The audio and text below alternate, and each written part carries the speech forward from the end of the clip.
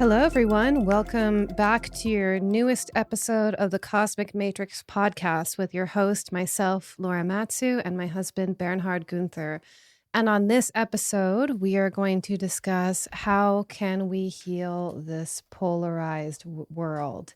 So basically, if you're paying attention, the polarization in the world seems to be increasing exponentially, especially for those of us like us who live in the US. The polarization between liberal and conservative, far right, far left, good and evil, right and wrong. The men and the women, you see this polarization everywhere. And it seems to be heating up and gaining more attention by the day. And what we've noticed is that people are becoming more extreme in their positions. At the same time, they're projecting onto the other side, blaming the other side for everything that's wrong with the world. But I also want to note there's also in the midst of this a group of people who are not identifying with either side. And this is essentially going to be the topic of this podcast. So these people are, in Carl Jung's words, holding the tension of opposites. And Carl Jung felt that holding the tension of opposites was necessary on the path of individuation and in the process of shadow work. In fact, he felt it was so important that he stated if a certain number of people can do this, it would be the only thing that could prevent an incoming global catastrophe, which is also something he had visions of repeatedly in his life. He also suggested that it was of crucial importance to not identify with either side of the opposites. And in doing so, this involves necessary suffering and the ability to hold paradox. So through not identifying with either side of the opposites, it creates friction and then offers a third thing that wasn't there before. And that third thing is the growing of consciousness. So we've watched so many people, including ourselves, literally just flip-flop between extreme forms of tribal identification these days. So, for example, you're either a woke leftist or you're a far-right conservative Christian. You're either on my side or against it. You're either an anti-racist or you're a white supremacist. And what he would say is that on each polarized side, they actually contain seeds of the opposite. But we've noticed there's also a distinct group that's arising that don't identify with any particular side, group, or movement right now. And so this podcast is for those people, or at least people who are interested in becoming those people. So if you're someone who is kind of falling into intense identifications with either side, we really recommend that you listen to this podcast with an open mind to understand that some of the content may be uncomfortable for you. That's the nature of the work that we're doing. But we also want to point out that you don't have to fall into another group identification if you feel like you've lost your connection to one side. So you don't need to just latch on to another tribal identity if you feel that you've been exiled or can't relate to the one you were in. Instead, what we're going to propose in this podcast is how you can use this feeling of not belonging to any of these current sides or cultures to discover the truth of who you really are. So you can use the tension of opposites and the friction it creates on your path of individuation. You can use it to grow consciousness in your own psyche in a world that seems to be growing more unconscious by the day. So in this podcast, we're going to discuss how we can heal this polarized world by being the ones who can hold the tension of opposites. We're going to discuss first, what does it mean to hold the tension of opposites? How does this relate to shadow work and individuation? How does also holding the tension relate to the process of seeking truth and paradox? How, when we tend to identify with one side of the opposites or one side in general and then project onto others, why that happens, and the dangers of identifying of one polarized side of the opposites. We're also going to discuss the purpose of holding the tension of opposites and how it's related to the process of giving birth to something new, how difficult this process can be, and how it does bring up necessary suffering, which is why most people don't do it. And why Jung felt that people who can hold this tension are the people who can prevent a great incoming catastrophe. And in the second hour, which is only for members. So if you're new to our podcast, we always have a second hour to the podcast that you can join by going to veilofreality.com/membership. And you'll get the second hour to every single podcast that we've recorded. We're going to go into a further discussion and discuss why not holding the tension of the opposites makes the other side grow. We're going to give some very direct examples of that. We're going to talk about how the tension of opposites also relates to the law of three in esoteric traditions and how the unconscious is a perfect example of the opposites. And then we're also going to give some personal examples.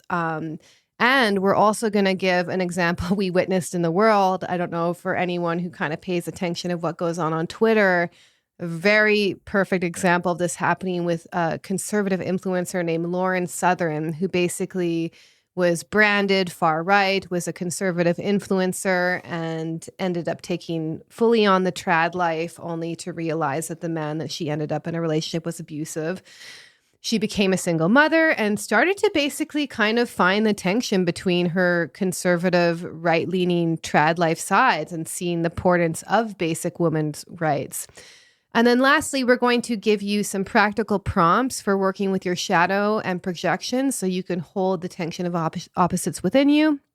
And we're going to share Jung's famous quote about how he felt that holding the tension of opposites is the only thing that could prevent a global catastrophe and atomic war.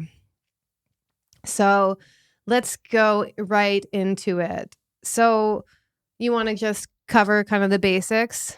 Yeah, so thank you much for this introduction. This is a very big topic, very important nowadays. Ties also into the splitting of humanity we've talked about as well.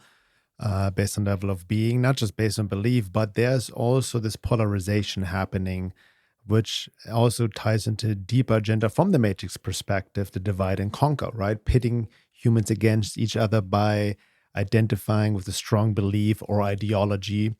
And this polarization creates also certain loose frequency, emotional upset, negative emotions people project on each other, which is also food for occult hostile forces from other realms. We have talked about this before, so it's really deep and far-reaching.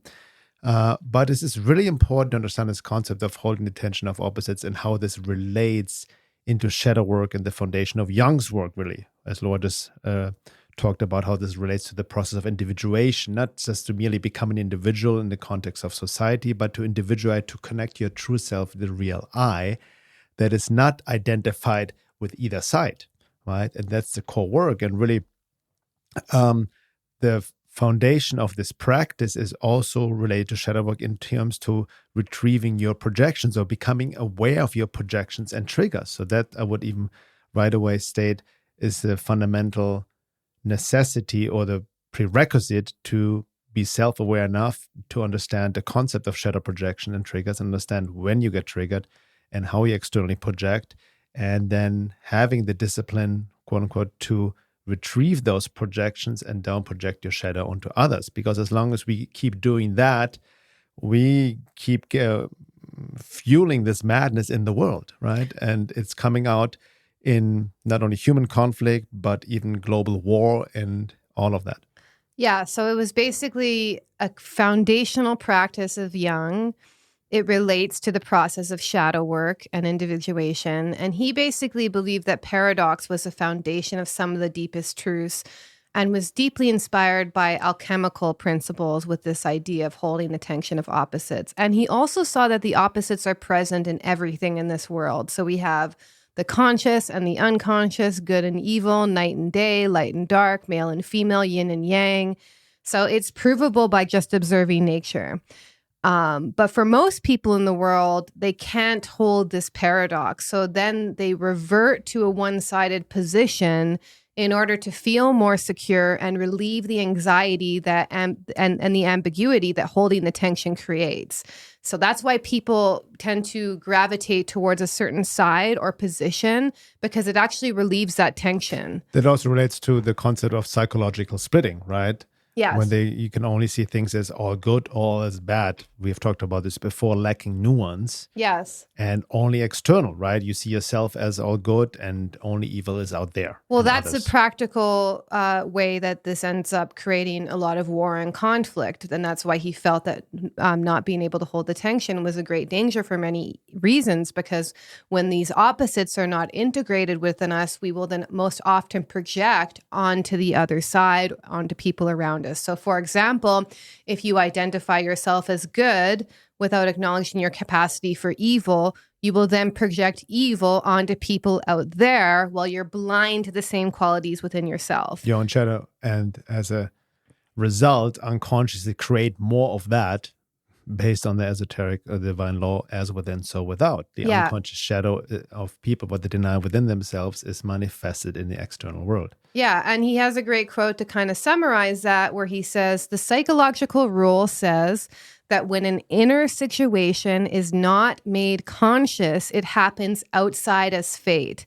That is to say, when an individual remains undivided and does not become conscious of his inner opposite, the world must perforce and act out of conflict and be torn into opposing halves. Mm-hmm. So he felt this, holding this tension was crucial for growing in consciousness, and that out of the tension of these two opposite forces, a third thing would emerge. That's the whole point. And maybe you can talk about how it relates to this alchemical principle. Yeah, it is based on this axiom of Maria, which is a precept in alchemy. One becomes two, two becomes three, and out of the third comes the one as the fourth. Right? It's also based on the law of three, based on esoteric science, which we see in various esoteric spiritual traditions, even in the Vedas and all that, which we'll go deeper into the second hour then as well.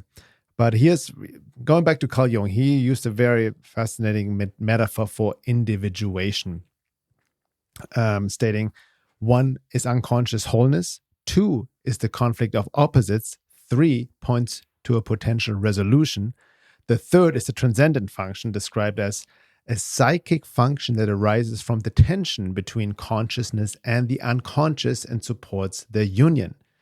And the one as the fourth is a transformed state of consciousness, relatively whole and at peace. So what it really means, what we're trying to get at here with the holding the tension of opposites without mechanically identifying or choosing just one side, it provides the necessary friction for the evolution of consciousness. Yes. That's really the purpose of quote-unquote duality and these opposites, what we're dealing with in everyday life, really, not only in the world, but within ourselves on a day-to-day basis. Yeah. And Robert Johnson has another way of saying it that I think will help this make sense to people, where he says in his book, Inner Work, the psyche spontaneously divides itself into pairs of opposites. All the archetypal energies in us appear to the conscious mind as complementary pairs, yin and yang, feminine and masculine, dark and light, positive and negative. Part of me lives in the conscious mind, and a part of me, the complementary quality that completes the whole, is hidden in the unconscious. The unconscious constantly uses the masculine-feminine dichotomy to symbolize the interplay of the inner forces that must balance and complete one another. They may appear as hostile opposites, deadly enemies, yet they are destined to make a synthesis, for they are two facets of one stream of energy. And the self, which is what he called the transcendent function, is what combines the opposite and draws the fragments of our totality into a unity. And then he also talks about it again in his book Transformation, where he uses mythology as an example of these opposites playing out. And he says, the point of the opposites is they temper and restore each other rather than one overcoming the other. So this is one really important thing to keep in mind, is they temper and restore each other rather than one overcoming the other.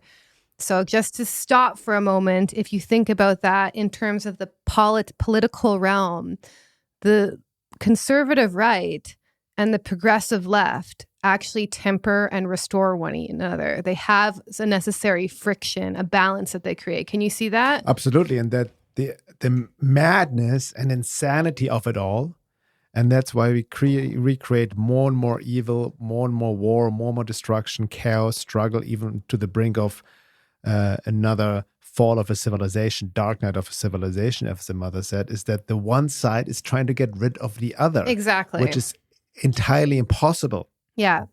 And so just to finish his quote, he uses the example of Faust and Mephistopheles, where he talks about at the beginning of their relationship, Faust was one side of the opposite. So he was weak, shy, frightened, and inept, while Mephistopheles was ruthless and bold without morality and ethics. And at the end of the day, Faust has to become strong and Mephistopheles had to learn how to love. So they each have something to learn from one another. That's the whole point that we're trying to point out. Yes. And that's the true transformation of the pair of opposites. They're tempered by the other. They don't triumph over the other. That was his point in transformation. But you won't be able to see it if you're so highly identified with one side. Your whole personality is identified with a side, be it ideology or group. Yeah. And you're completely blind to that. Well, that's the whole point. So basically, it's really hard to hold the tension when you have a deep emotional investment in something. So when you're emotionally invested in the issue, that's the friction that you have to hold. So to work with the tension, you need to be able to hold the emotion that comes up when you are faced with someone who thinks differently than you. And consciousness is created through holding that tension of this inner conflict. So it's not comfortable. And I can even say with myself and my own journey, because for those who have listened to our podcast for a while, I'm sure I think I talked about this on a podcast called Waking Up from Being Woke. I got in so much shit for this podcast too, and just for my views in general, because I was definitely really liberal, progressive, or I don't even know if I identified myself as such, but a lot of this woke ideology stuff I was getting way into before even 2012, like way before that. Like it was just part of my own framework and way of looking at reality to really see the patriarchy as the doer of all evil in the world, that it was all just white men in suits telling me what to do, and I didn't need to listen to them. I took on all these beliefs, which were part of the culture, the kind of subculture I grew up in. And this was before it became mainstream.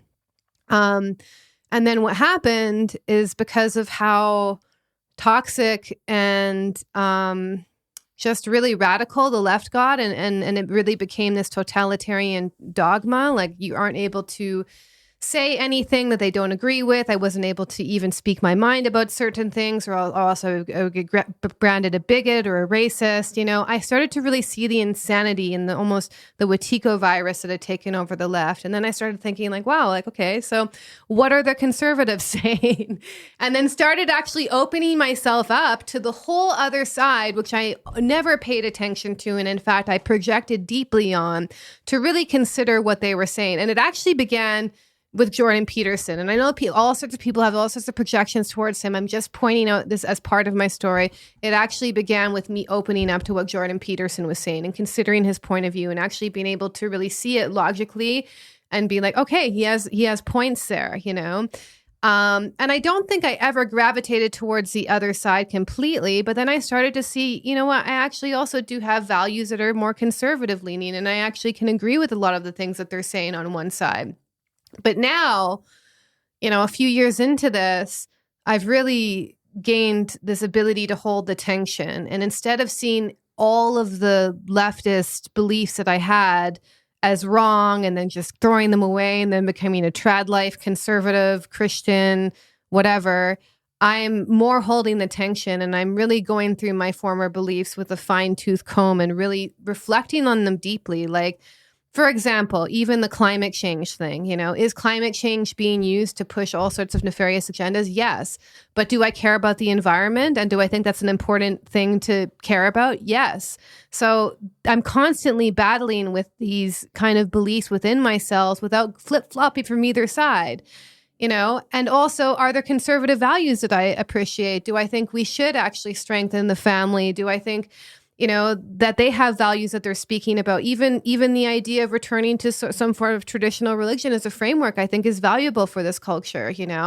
Does that mean that I think that there's one religion that's the best for everyone? That's the only way, like some dogmatic Christians are going down? No, I'm constantly holding the tension between these opposites.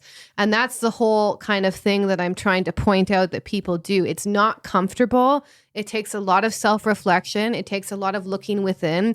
It takes a lot of withdrawing your projections. But in doing this, you really discover who you really are as a unique person. Yeah, very well said. I definitely can relate to most of what you said as well. It's so easy to, identify one side because when there's lack of self-awareness again, lack of inner work, lack of knowing your own psyche, lack of knowing your different parts of yourself, the inner child, all of many different aspects of your personality most people are not aware of, and the reactive emotions that are generated through external events that and influenced by, again, hidden forces of nature, of other of another nature, of otherworldly beings and whatnot.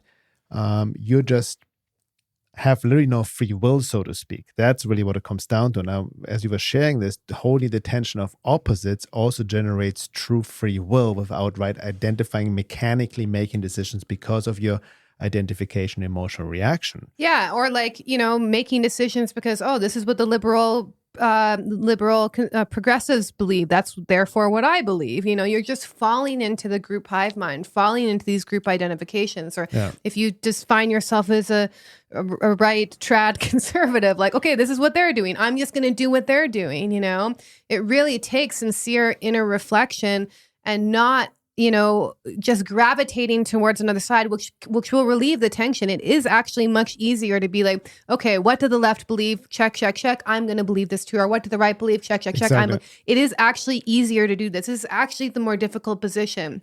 But you see this polarization heating up. And I think a lot of us have started to see that both the far left and the far right are emerging out of this tension. It's a catastrophe, actually, or can lead to a catastrophe. We're already seeing that actually on university campuses right now, for those who are paying attention. So we need a certain amount of people to hold this tension, because the pair of opposites will give birth to something new. I think the idea of holding tension of opposites and the birth of paradox is really hard to keep people in mind, because it doesn't make sense, obviously, from a very small-minded perspective. But that's interesting. A lot of spiritual metaphors, the Sufis, the koans, and all of that are examples of just giving people's paradoxes to contemplate about, to get them out of their habitual, limited way of thinking. Yes. Right? But the key point of again, we mentioned this before, the foundation of holding the tension of these opposites is shadow work, really knowing what is shadow work and how to do it, and learning how to withdraw your projections, asking yourself, for example, what am I seeing in this person group that I really don't like, hate on, and what could this be representing about my own disowned aspect of myself? And this is not just intellectual exercise. This is not just thinking about what could this mean. This requires deep inquiry. It requires a certain level of intelligence, IQ, to really understand shadow work, how to apply it, and then a certain level of emotional intelligence to go deep into the soma, into the body, even the somatic experience, to uncover repressed emotions, because all what we project on others is our unconscious shadow. So you don't become aware of it just by contemplating on it for a few minutes. That is ongoing, deeper inner work, layers over layers. Yeah. Right? And the more I've seen this, and this is mirrored in many other traditions, the less you have strong likes or strong dislikes or strong identifications, identifying with either side, or strong repulsion or strong attraction, the more you actually connect with your true self, your true essence, your soul being. That's almost like your gauge, so to speak. But again, what does it require? As Laura just mentioned, you have to not give in to your mechanical emotional reactions, or certain emotions want you to react in a certain way and project onto others. Hence, you need to withhold that. You need to really hold the tension between opposites, which will create internal suffering. Yes. That's the hardest part for people to face, because even on an unconscious level, mechanical level, it feels much better just to project and give in to whatever comes up within you and rise within you without holding the tension within you.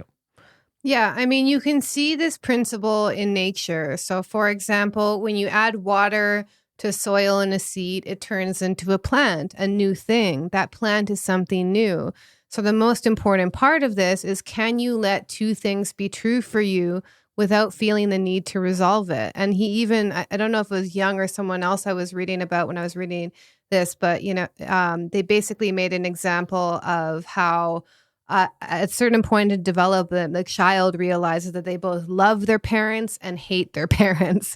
Yeah. And we have this paradox in most relationships too. There's moments where you really love your partner and they also drive you crazy.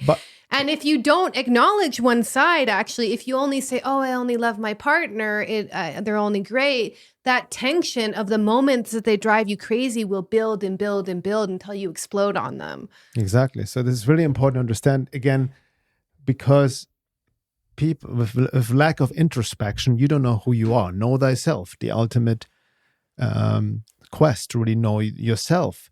But if you're only externally oriented, you have no idea who you are. If you put your vision within yourself and do some self-inquiry, you realize you are a whole of different kinds of personalities within you, with different agendas, different likes, different preferences. Like Laura said, part of you loves your husband, boyfriend, whatever, others hates it, or other people. It's a mix of many different things. So who is the real I, the one true, consistent, embodied self that is consistent with all that is? The real I is the part of you that holds the tension. The real I is beyond all of that. The real I is beyond attraction and repulsion, beyond like and dislike, beyond any preference. Yeah. But most of us, we identify with the personality self, and all the likes and dislikes and preferences, by the way, even if you're left-leaning, right-leaning, also culturally, socially conditioned. And then there's a moment where the right is more in power, when the left is more in power. It just keeps flip-flopping between the two. And you can either kind of go with the waves of culture, letting culture tell you who you are, or you can actually find that who you really are by looking within. And I just want to note, because there's insane misconceptions about shadow work. I even heard someone say recently that you're not supposed to integrate your shadow, you're supposed to heal your shadow. And it just didn't make sense. No, they obviously didn't understand it. So acknowledging your shadow is not the same as enacting it. In fact, the more you're conscious of your capacity for evil, the less power it has through your own unconsciousness. And actually, the people who most act out evil in the world fully 100% identify with themselves with the side of good. And we see that across history. Yeah. And then to your point earlier, this work is really not for everyone. I know through going through this process myself over the past few years and still holding that tension in my own life, that it creates necessary suffering. It creates cognitive dissonance. It creates discomfort.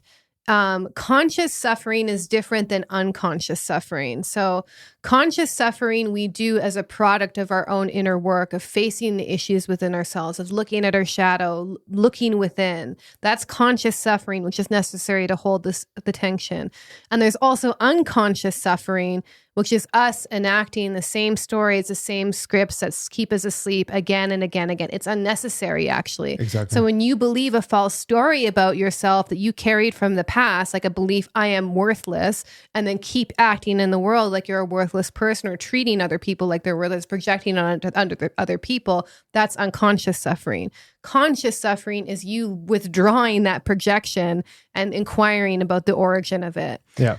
So this is also the concept Gurdjieff talked about from the fourth way teaching based on Sufism and esoteric Christianity. Conscious suffering is not that like consciously you put your hand in your fire and just deal with the pain. That's just not self-modulation. No, as Laura said, conscious suffering is not to give in, not to, as Uspensky would say, not to give it what it wants. What is the it? That's the false personality, the conditioned mentality that just acts mechanically and reacts on everything just without conscience. So conscious suffering, for example, let's take social media as an example. Twitter, somebody really says something and you're stupid and triggers you and this is ridiculous, or attacks you or whatnot. Conscious suffering meaning not to give in, to just retaliate and just project on this person back. Yeah. Conscious suffering to hold this tension within you, right? To and work with that emotion that comes up without projecting on somebody else. And then through the friction, third force will arise on a higher level of maybe how to respond in a more conscious way, or some creative inspiration will come about without unconsciously projecting and reacting towards the other person. Yeah, and in that example, from a Buddhist perspective, so say someone says just something really nasty to you, it's totally uncalled for, and instead of reacting to them right away and just calling them names back, you take a moment and just notice in your body what you're feeling from that experience. That is you holding the tension, actually, because it might feel much more relieving or gratifying to your ego temporarily to just lash out at them back, only temporarily though, because then what do you get? You get another projection from the back, and then you go back and forth with them. Yeah. But if you can sit with that feeling and what's coming up in your body in that moment, even inquire from a place of shadow work, maybe they called you a bunch of names. Is there part of me that believes that's true about myself? What could this feeling be telling me about the way that they're feeling? Because remember, people tend to project their own inner state onto other people. What I usually do is, it's very simple. I'll just notice what's going on in my body, notice maybe the stories I'm telling myself about that feeling, notice the way, if it's bringing up anything from the past. But then I'm with that feeling in my body with compassion. And that's basically the basic practice of loving kindness in Buddhism, is that if I can be with this kind of nasty feeling this other person has projected on me with compassion, I'm kind of also allowing them, I'm transmuting a portion of their suffering for them, because I'm not just ricocheting it back. And then from being with that pain with compassion in myself, with presence and letting it move through me, then I can respond from a more grounded place, grounded in self to them, without just responding from a place of pain and projecting it back onto them. And that's a powerful practice to do with anyone in your life. It's just be with what comes up, be with the projections that come up, hold it with compassion, and then allow those emotions to transform through your own presence. That reminds me of something, because this holding the tension of opposites, Jung definitely established it with shadow work, path of individuation, projections, triggers, not to give into them, retrieving them. But it goes even further back. It's really the core of many esoteric and spiritual traditions. And it goes back to the alchemical inner work, right? To ignite the fire within, metaphorically speaking, via holding the tension of opposites within you, the friction, in order to raise consciousness, to fuse the magnetic center, as it's called in esoteric Christianity, based on Gnosis in Moravia's book or work. And this fusing the magnetic center is basically creating or establishing, embodying the true self, the real I. So here's an excerpt from Boris Moraviev in his book Gnosis 1, The Exterior Cycle. In Western civilization, the interior life of the individual, with all its richness, finds itself relegated to a minor role in existence. Man is so caught up in the toils of mechanical life that he has neither time to stop nor the power of attention needed to turn his mental vision upon himself. Man thus passes his days absorbed in external circumstances. The great machine that drags him along turns without stopping and forbids him to stop under penalty of being crushed.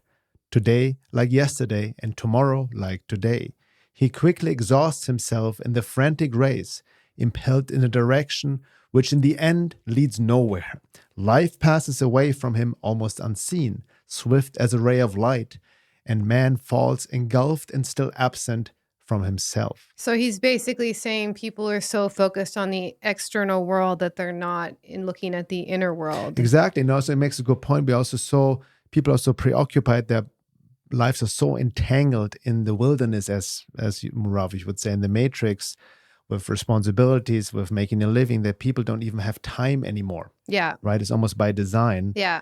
And then with the short attention span and distraction and all of that, people less and less even have the capacity for true introspection. Yeah, it's very rare. He continues, when we ask someone who lives under this constant pressure of contemporary life to turn his mental vision towards himself, he generally answers that he has not enough time left to undertake such practices. Right? We always hear that excuse. If we insist and he complies, so to speak, he will in most cases say that he sees nothing, fog, obscurity. In less common cases, the observer reports that he perceives something which he cannot define because it changes all the time. This last observation is correct. Everything is in fact continually changing within us.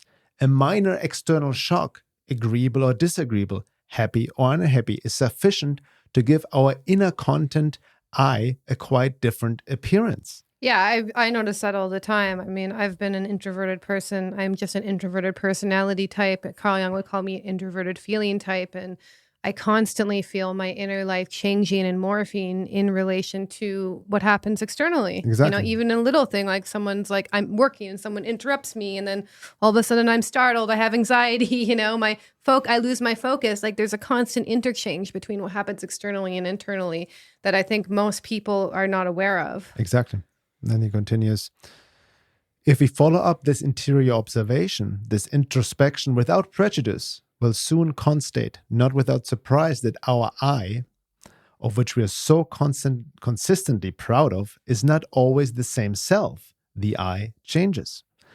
As this impression becomes more defined, we begin to become more aware that this is not a single being who lives within us, but several, each having his own taste or her own tastes, his own aspirations, and each trying to attain his own ends. So fascinating here. Thousands of years ago, based on esoteric Christianity, talking about parts work. Yeah, IFS. subpersonalities. I mean, the thing I think, though, maybe, I don't know if he's saying this in different words, though, that the I, or the self, as they would call it in IFS, is meant to actually be the leader of the system rather than these disparate subpersonalities taking over. So a lot of us have actually a subpersonality, which is only not who we truly are, rather a part of us who tends to dominate our experience. Yeah. And it's not actually connected to self as the leader. That's the whole point of integrating these parts. Exactly. In this case, he says the I gives the illusion that it changes, but what he's saying, we mistake these different eyes for the real eye. Exactly. We mistake the parts for the real eye. And you see that too with people, is that they mainly think that these parts are who they are. They actually have a complete identification with the part or subpersonality and mistake that for their true self. And you see this nowadays. You see, I'm a conservative Christian. This is who they think the real eye is. No, this is a conditioned personality is based on a belief and an ideology. It's not the true self, which exists beyond identification and belief. Yeah, and the self doesn't have these identifications, but subpersonalities sure can. You can have a part that's conservative, you can have a part that's liberal, etc. Or the woke left, they have all these different eyes based on gender fluidity they identify with. None of that is the true self. Yeah. Right, so Moraviev considers suddenly we discover within us a whole world full of life and colors, which until now we had almost entirely ignored. If we still proceed with this experience, we'll soon be able to distinguish three currents that perpetually moving life. And that's the core aspect of the esoteric tradition here, that of the vegetative life, of the physical body, of the instinct, so to speak, the animal life of the feelings, and lastly, the human life in the proper sense of the term, characterized by thought and speech. It's almost as there were three different beings within us, all entangled together in an extraordinary way. That also relates to yoga, psychology, just understanding beyond the subpersonalities, but there's also the physical being, the physical body. The instincts, right? The emotions and the intellect. Yeah, right? It's like basically the three aspects of the brain too, the amygdala, the limbic system, and then the prefrontal cortex. He continues, so we come to appreciate the value of introspection as a method of practical work which permits us to know ourselves and enter into ourselves. As we gradually progress, we become more clearly aware of the real situation in which we find ourselves. And then just want to add to that, he continues, the inner content of man is analogous to a vase full of iron fillings in a state of mixture as a result of mechanical action. Every shock received by this vase causes displacement of the particles of iron fillings within. Thus, real life remains hidden from the human being due to constant changes occurring in this inner life. And he keeps going with this metaphor. I just want to summarize it. These iron fillings, right, all these different parts of ourselves get activated by external shocks, what happens to us in life. Yeah. This different part gets activated. But the key is you hold the tension within ourselves without giving in to these shocks to project them externally in his own words. Pulled in all these different directions. Yeah. And that's from the esoteric perspective ignites then through the friction holding that the tension within itself ignites the alchemical fire within, which melds these iron fillings to a block of iron called the magnetic center, which stands for the true self, and the true I gets embodied. Yeah. So this is very fascinating. Because when you witness these various parts of yourself, what is the part of you that's witnessing it? That's the whole thing, is that that's the conscious self. That's the real I that's witnessing it. That's how you build the consciousness of it. Exactly. And then at the end, he writes this point of fusion. The fusion is having created the magnetic center of these iron fillings melted through the external shocks via holding the tension of opposites within, not externalizing it through the act of introspection. And really, nowadays, through the act of shadow work or IFS, you can apply all of that. We have amazing tools to do this work nowadays, right? This is just in esoteric language here. So he finishes saying, as long as man has not reached this point of fusion, creating the magnetic center connecting to the real I, his life will be in effect a factitious existence, as he himself will change from moment to moment. Since these changes will occur as a result of external shocks, which he can almost never foresee, it will also be impossible for him to predict in advance the exact way he will change internally. Thus, he will live subject to events as they occur, always preoccupied by constantly, quote, patching up, right, within himself. He will, in fact, progress towards the unknown at the mercy of chance. The state of things named in the esoteric tradition is the law of chance, or the law of accident is, for a consensus man as he is, the masses, the principal law under whose authority people lead this illusory existence.